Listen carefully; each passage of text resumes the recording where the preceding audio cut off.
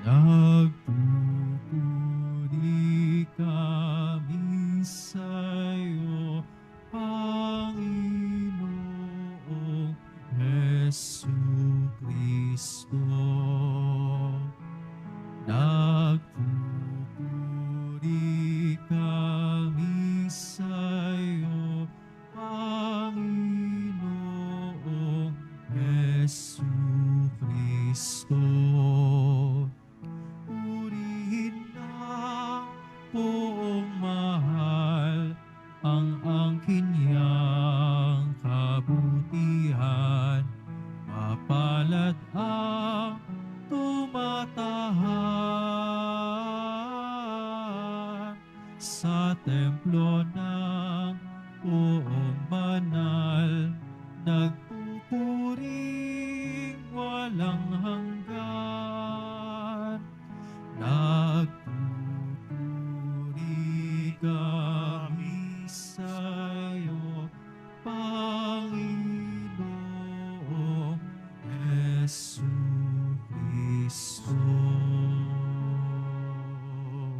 Sumainyo ang Panginoon, At sumaiyo rin. ang mabuting balita ng Panginoon ayon kay San Mateo. Papuri sa iyo, Panginoon.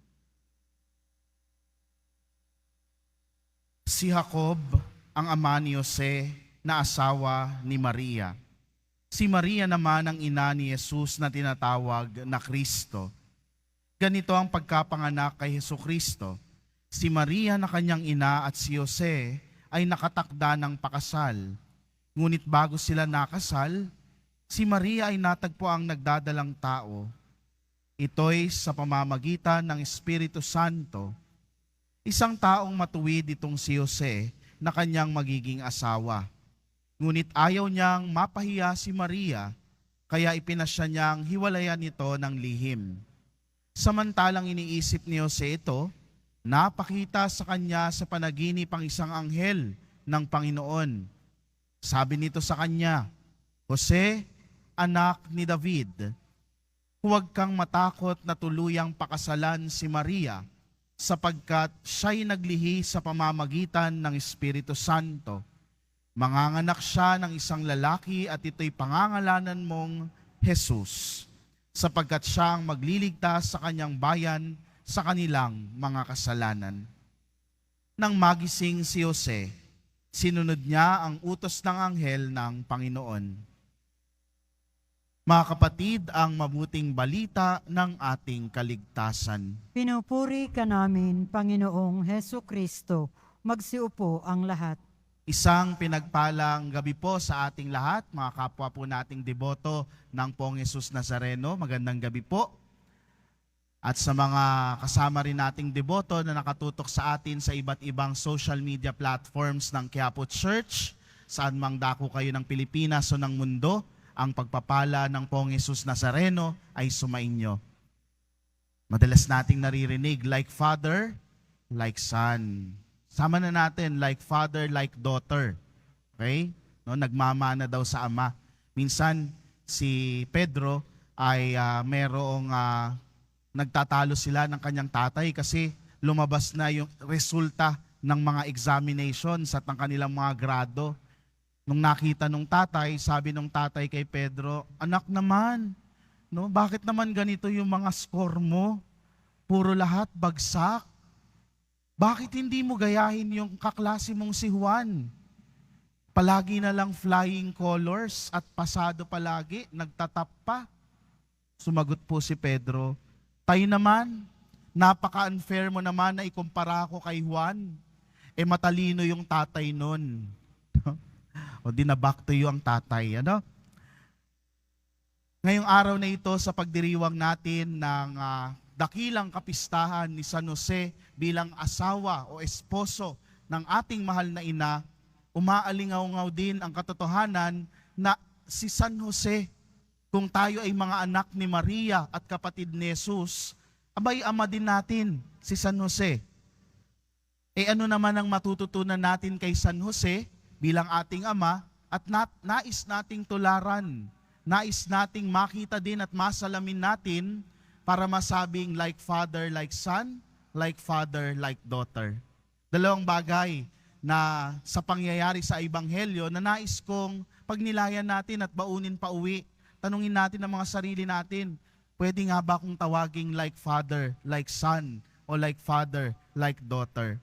Unang-una na, si San Jose bilang ating ama ay tinuturuan tayong maging bukas sa plano ng Diyos. Maging bukas sa plano ng Diyos. Nang makita o nung malaman ni San Jose na si Maria, bago pa man sila makumpleto yung proseso ng kasal, buntis na, lalang ng Espiritu Santo, ano ang naging plano ni San Jose?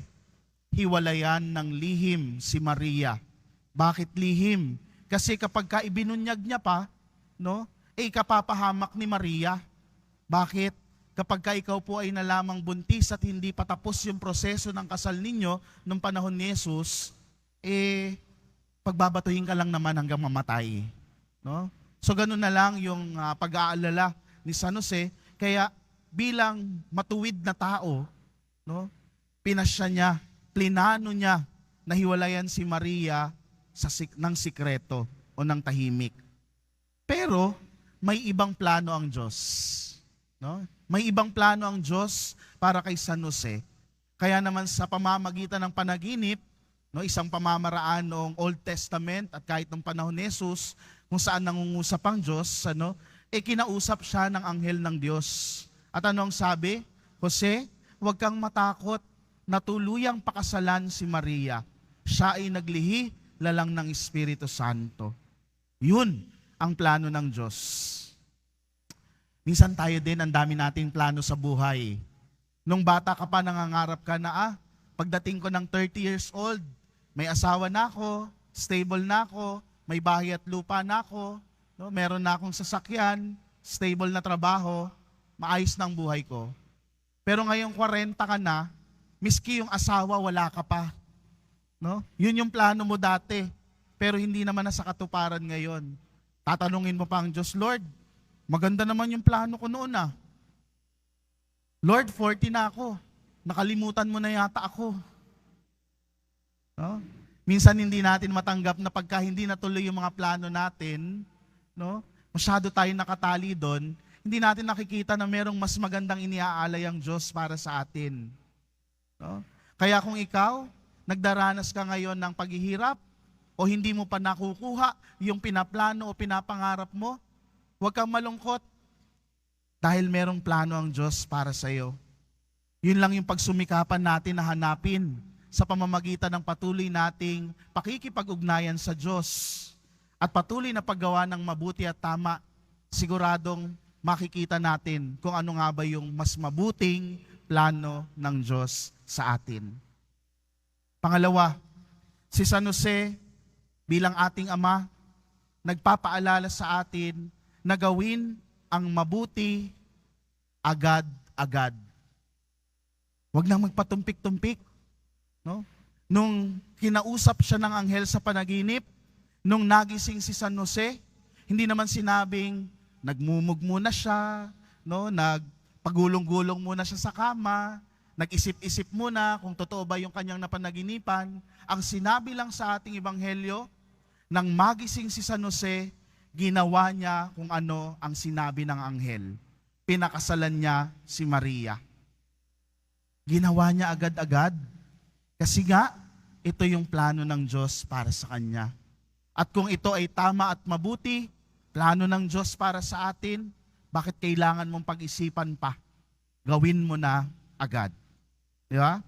Meron kasing mga pagkakataon sa atin, alam naman na natin, gising naman na tayo sa katotohanan kung ano ang tama at mabuti, pero parang nagmamaang-maangan at nagtutulog-tulugan pa tayo at ayaw pa nating gawin. Mabuti naman yung sumunod ka sa mga magulang mo. Mabuti naman yung huwag kang kukuha ng mga gamit na hindi iyo. Pero bakit ganon? Ipinagpapaliban mo pa. Alam mo naman na mabuti na makipag-ayos at makipagkasundo agad. Pero bakit parang hinihintay mo pa na matigok yung kaaway mo bago mo simulan ang pakikipagkasundo? Mga minamahal kong kapatid, ito ay isang magandang paanyaya sa bawat isa. Kung alam na natin kung ano ang tama at mabuti, gawin na natin agad-agad.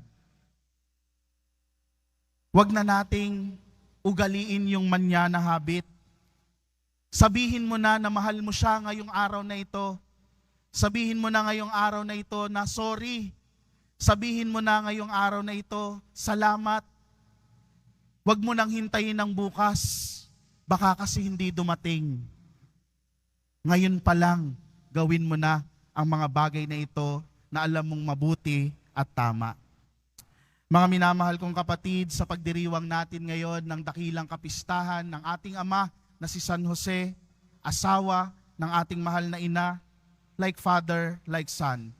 Tularan natin ang kanyang halimbawa bilang asawa ni Maria at bilang atin ding ama. Ama ni Jesus, bilang magkakapatid kay Kristo, ay ama din natin, si San Jose. Maging bukas at mapagtanggap sa plano ng Diyos sa ating buhay at gawin agad ang tama at mabuti at huwag na maghintay ng iba pang pagkakataon.